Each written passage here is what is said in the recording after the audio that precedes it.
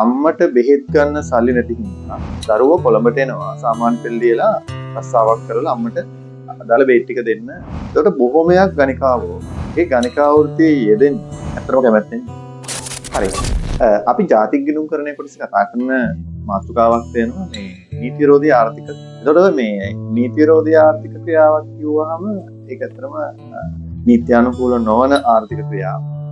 එතකොට මේ නීති විරෝධී ආර්ථික ක්‍රියාවල උදාහරණයක් තව වෙනවා ගණිකා වෘත්තිය. මේ ගණිකා වෘත්තිය ගැන කතා කරද්දී ළමයින්ටත් හරි පුදුම සහගත විදියට ඒක උදාහරණයක් අරගන්නේ මේ ඒක එහෙම වෙන්න හේතුව ගණිකා වෘත්තිය නීති විරෝධී වුණාට ඒ ගණිකා වෘත්තියේ යෙදෙන ගණිකාවෝ ඇත්තටම තමන් කැමැත්තෙන්ද මේ වෘත්තිය යෙදෙන්නේ කියන එක සම්බන්ධව හරියට සමාජයෙන්. ඒකට බොහොමයක් ගණිකාවෝ ඒ ගණිකා වෘත්තියේ යෙදෙන්නේ ඇත්තටම කැමැත්තෙන්. මම එහෙම කියන්නේ හේතුවක් තියෙනවා. මම මේ පොඩ්කාස්ට් වීඩියෝ එක දකිනවා.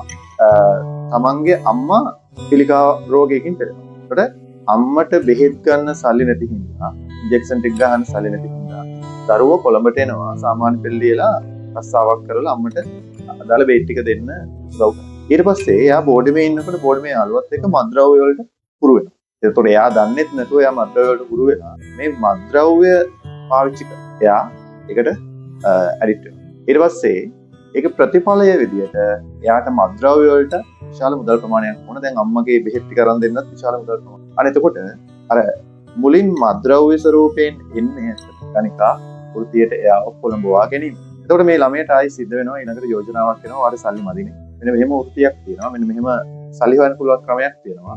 තා කැමති.